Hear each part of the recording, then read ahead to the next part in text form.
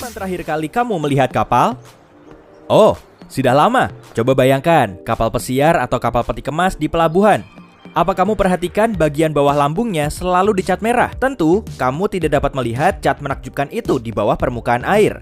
Jadi, ada apa? Pada zaman dahulu, kebanyakan kapal terbuat dari kayu. Itu sebabnya para pelaut harus menutupi lambung kapal yang berada di dalam air dengan cat tembaga. Tujuannya untuk melindungi kapal dari cacing pemakan kayu, teritip, dan rumput laut. Tembaga memberi warna merah pada cat. Berkat cat ini, kapal tidak rusak dan tidak terbebani oleh benda-benda yang terkumpul di lambung kapal di bawah garis air. Nah, kotoran ini dapat merusak struktur kapal dan juga meningkatkan gaya hambat, sehingga kapal tidak akan melaju maksimal atau mungkin akan menggunakan lebih banyak bahan bakar.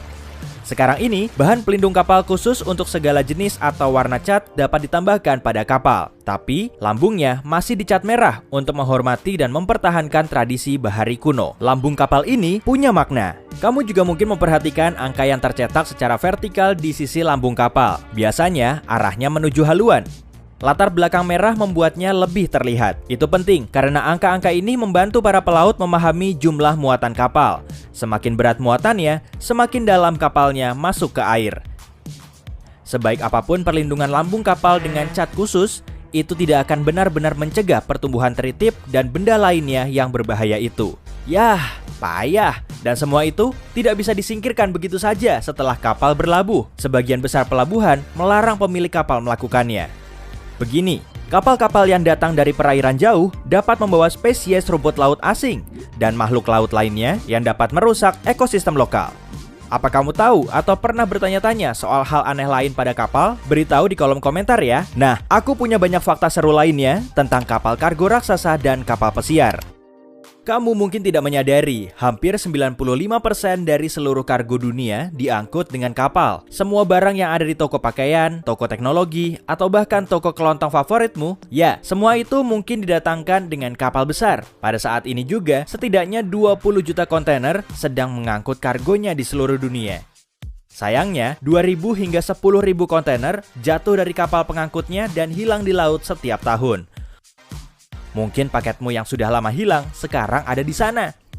Dalam 1 tahun, kapal kontainer rata-rata menempuh jarak sebesar 3/4 perjalanan bolak-balik dari bumi ke bulan. Kapal kargo terbesar dapat membawa 18.000 kontainer dengan 745 juta pisang di dalamnya. Kedengarannya lezat.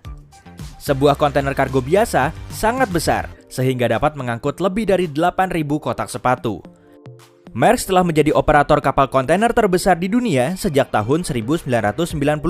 Jika kamu menumpuk kontainernya saja, tingginya akan setara dengan 7.530 menara Eiffel.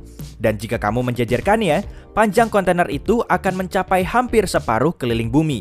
Lalu, jika kamu memindahkan semua muatannya ke truk, kemacetan akan mengular lebih dari 100 km.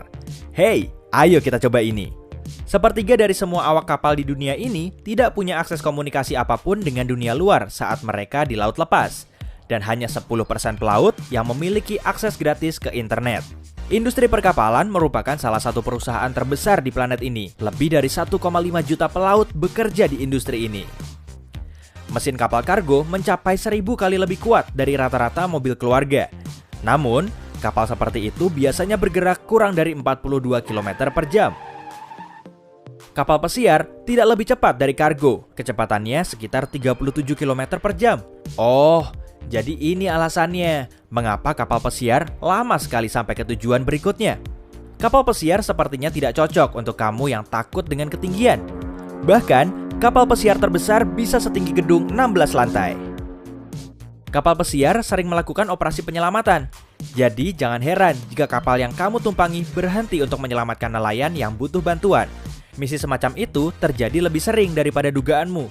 Kapal pesiar bisa mendapatkan panggilan darurat dan mengubah jalur untuk menjemput pelaut yang terdampar atau menemui kapal yang rusak. Setelah kejadian Titanic, semua kapal diwajibkan membawa peralatan keselamatan yang cukup untuk setiap penumpang. Tapi suatu kali, aturan ini menyebabkan sebuah kapal tenggelam. Itu terjadi pada 1915 ketika SS Island melintasi danau-danau besar. Kapal itu dilengkapi dengan rakit tambahan, jaket pelampung, dan skoci untuk semua penumpang. Tapi beban ini membuat kapal terbalik dan tenggelam. Oh, ironis sekali. Kabin kapal pesiar dibuat terpisah dari kapal, karena jika tidak akan ada cukup ruang saat pembangunannya. Setelah selesai dibuat, kabin dipindahkan ke galangan dan disatukan ke kapal. Dalam kebanyakan contoh, kabin dan kapalnya bahkan dibuat oleh perusahaan yang berbeda. Beberapa operator menawarkan pelayaran berbulan-bulan. Misalnya, ada pelayaran super panjang selama 245 hari dan membawa penumpangnya ke 6 benua, 51 negara, dan 112 pelabuhan. Hey, ajak aku. Andai saja aku punya uang 1,4 miliar rupiah dan banyak waktu luang dan juga tidak mabuk laut. Jangkar kapal pesiar luar biasa besar, sekitar 11.300 kg. Wah, itu setara dengan berat 2 gajah Afrika. Pantas saja mereka berusaha sebisa mungkin tidak menjatuhkan jangkar, karena hal itu dapat merusak atau bahkan menghancurkan ekosistem bawah laut yang rawan.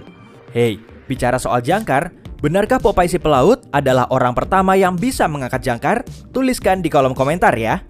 Dinding kabin kapal pesiar terbuat dari logam. Alasan utamanya untuk mencegah kebakaran. Tapi kamu dapat memanfaatkannya, misalnya dengan memasang kait dan klip magnetik. Yah, cerdas sekali kawan.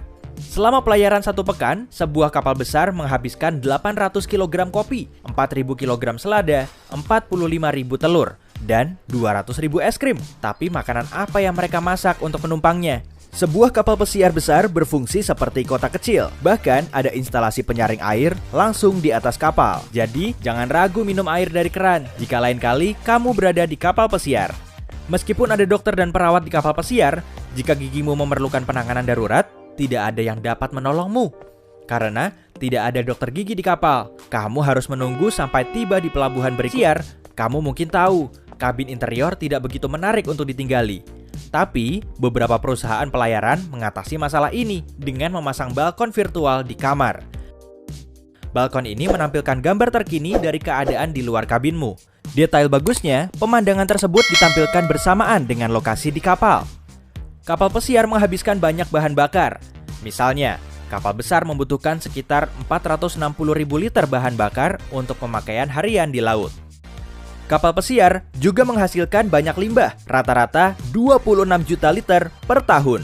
Ada banyak kamera di kapal pesiar, itu bukan hanya untuk tujuan keamanan. Dengan bantuan kamera, awak dapat menyaksikan kegiatan di atas kapal dan memahami mana yang paling populer di antara para tamu. Selain itu, mereka dapat mengetahui waktu makan paling ramai atau di mana orang lebih suka menghabiskan waktu. Kemudian, mereka menganalisis informasi ini dan memutuskan cara terbaik untuk memenuhi kebutuhan penumpang.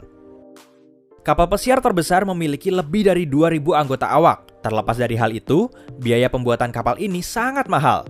Harganya mungkin lebih dari 14 triliun rupiah. Kapal pesiar jauh lebih besar dari yang terlihat pertama kali. Sebenarnya, lambung kapal yang letaknya di bawah permukaan air berukuran sama besar dan sama panjang dengan bagian kapal yang terlihat. Tidak seperti kabin penumpang, tempat tidur awak kapal juga di bawah garis air. Jadi, anggota awak jarang terlihat pada malam hari. Nah, sekarang saatnya aku mengangkat jangkar, berlayar, pergi ke laut lepas, dan mungkin